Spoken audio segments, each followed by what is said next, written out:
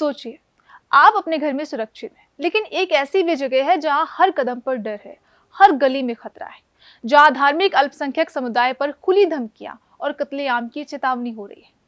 चटगांव, ढाका, बांग्लादेश के ये नाम अब सिर्फ जगह नहीं बल्कि खौफ का पर्याय बन चुके हैं। आज हम आपको ले चलेंगे उस डरावने सच की तरफ जो हर पल बदल सकता है किसी की जिंदगी। तो अपने आप को होशियार बनाइए और तैयार रहिए, क्योंकि जो हम दिखाने वाले हैं वो सिर्फ खबर नहीं बल्कि एक चेतावनी है। आज हम इस पूरे घटनाक्रम की तह तक जाएंगे, क्या हुआ, क्यों हुआ और इसका असर क्या हो सकता है। नमस्कार दोस्तों, मेरा नाम है सुप्रिया सिंह और आप देख रहे हैं न्यूज़ ट्रैक।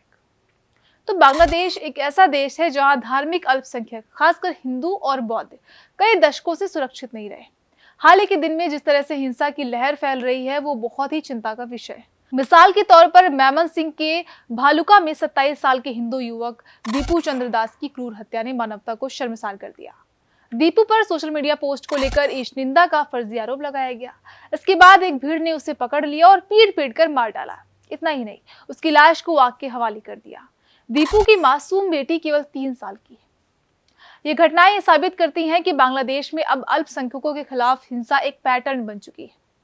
इसके अलावा पिछले कुछ महीनों में 2900 से ज्यादा दर्दनाक घटनाएं हुई हैं, जहां हिंदू और बौद्ध समुदाय को निशाना बनाया गया है। और ये कोई सामान्य हिंसा नहीं है, ये धीरे धीरे पूरे समुदाय को डराने और उनके अस्तित्व को खत्म करने की रणनीति है। चिटगांव के राउजान उपजिला से हाल ही में जो खबर आई है उसने सबको हिला कर रख दिया है। वह एक बड़ा बैनर बरामद हुआ है जिस पर साफ साफ लिखा है कि 2 लाख हिंदू और बौद्धों को मारा जाएगा। ये बैनर पुलिस ने जब्त किया है, लेकिन डर का माहौल अभी भी कायम है। स्थानीय लोग डर के मारे अपने घर छोड़कर भागने पर मजबूर हो रहे हैं। और ये बैनर हमें 1990 के दशक के कश्मीरी पंडितों की याद दिलाता है, जब उन्हें भी धमकियां दी जाती थी और उन्हें अपने घरों से भागना पड़ा था। सोचिए, अगर इसे रोकने में देरी हुई तो इस इलाके में कितनी बड़ी तबाही हो सकती है। हिंसा का एक और बड़ा कारण है छात्र नेता उस्मान हादी की हत्या।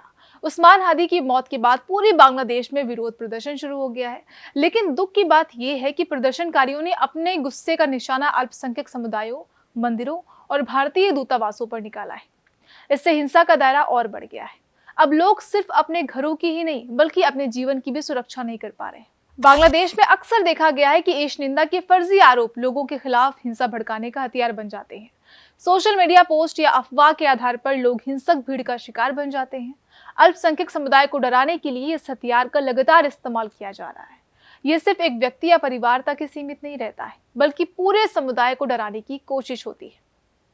बांग्लादेश में अब हालात ऐसे हैं कि अल्पसंख्यकों के लिए जिंदगी करो या मरो जैसी हो गई है। उनके घर सुरक्षित नहीं है, मंदिरों और पूजा स्थलों को निशाना बनाया जा रहा है, उनके बच्चों और बुजुर्गों की जान खतरे में है। और ये केवल डर फैलाने की रणनीति नहीं है, बल्कि सामूहिक उत्पीड़न और सफाया का तरीका बन गया है। अंतर्राष्ट्रीय मानवाधिकार संगठन इस हिंसा पर गंभीर चिंता जता रहे हैं। भारत ने भी लगातार अपने दूतावास के माध्यम से अल्पसंख्यकों की सुरक्षा की अपील की है, लेकिन स्थानीय प्रशासन और पुलिस की कार्रवाई पर सवाल उठ रहे हैं। अगर इस हिंसा को समय रहते नहीं रोका गया तो ये स्थिति 1971 के नरसंहार जैसी बन सकती है। और अगर हम ध्यान ना दें तो बांग्लादेश में यह स्थिति और बिगड़ सकती है। कट्टरपंथी ताकतें पूरी तरह से बेकाबू हो चुकी हैं। अल्पसंख्यकों के डर और आतंक के माहौल में जीना पड़ रहा है। भविष्य में और बड़े पैमाने पर हिंसा होने की संभावना है। इसलिए न केवल स्थानीय बल्कि अंतर्राष्ट्रीय समुदाय की सक्रिय निगरानी और हस्तक्षेप बहुत जरूरी है।